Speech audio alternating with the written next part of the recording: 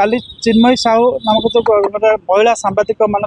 जो भली भाव में कुकुर छड़ा जाइए जो वीडियो सारा पृथ्वीवासी देखिले ओडिशावासी नुहे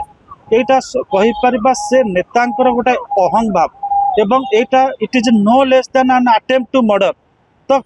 ओडिशा पुलिस ए नहीं गोटे निजर आभिमुख्य स्पष्ट करने दरकार काल विलंब न करी से जो नेता को तुरंत गिरफ कर आवश्यकता रही कारण सांबादिक जिते वृत्ति करी सी किसी लोग आलोचना करुँच सी अनधिकार प्रवेश करते तुम केस टी देलनि ट्रेसपासिंग केस टी देलनि तो what right you have got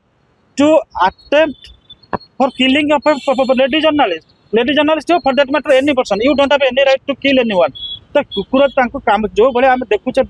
से वीडियो देखुचे भयानक कुकुर से अच्छा से रांपी बिदाड़ी कामुड़ी मारी दे था। तो यहाँ गोटे सीधा सड़क कहले this is an attempt to murder and that neta must be booked under appropriate sections of Indian Penal Code.